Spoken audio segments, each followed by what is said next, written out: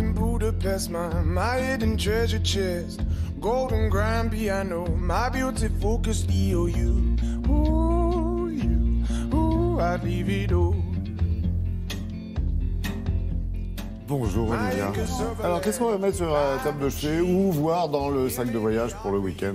Un prix Nobel. Qu'est-ce que vous en pensez? Ceux qui prennent le train vous aiment. Voilà. Ils peuvent partir avec Ishiguro, qui a reçu le prix Nobel de littérature il y a 15 jours.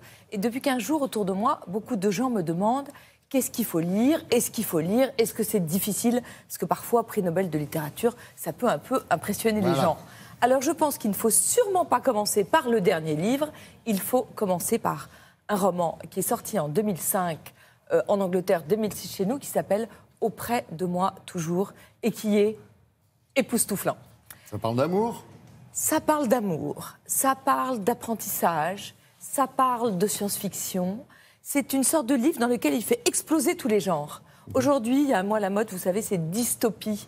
Le mot est à la mode depuis La Servante écarlate. T'es quoi? T'es myope? Non, je suis dystopique. Je suis dystopique. Ça et écosystème, c'est les deux mots. Oui, c'est les deux mots à la mode. Une dystopie, c'est une société dans laquelle le bonheur est impossible. Donc vraiment, Ishiguro, il flirte avec la science-fiction, mais vraiment à peine.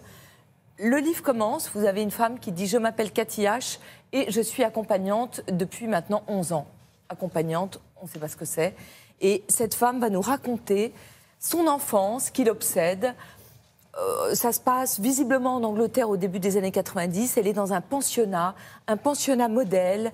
Une éducation modèle est dispensée à des jeunes dans un cadre incroyable. Il invente vraiment un monde, Ishiguro. Et c'est un monde qui est à la fois très ouaté, et puis on se dit c'est bizarre, il y a quand même un truc qui dérange. Et au fur et à mesure du livre, mais il ne faut surtout pas que je vous en raconte trop, on se dit, qu'est-ce qui se passe? Pourquoi ces enfants n'ont aucun rapport avec le monde extérieur?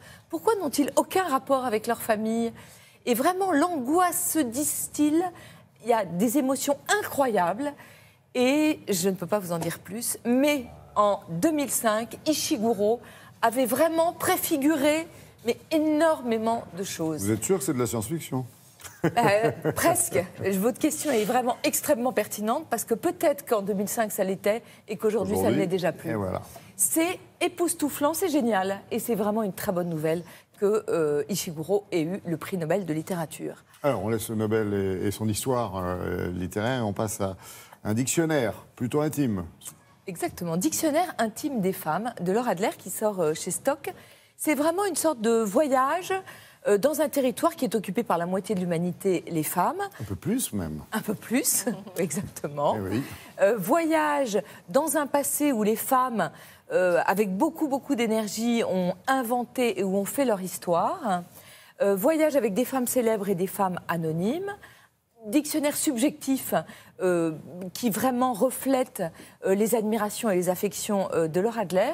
Et je trouve que c'était important d'en parler aujourd'hui parce que c'est une semaine assez importante pour les femmes avec la libération de la parole qu'il y a eu sur Internet, qui disait que c'était pas facile, c'était souvent douloureux d'être une femme.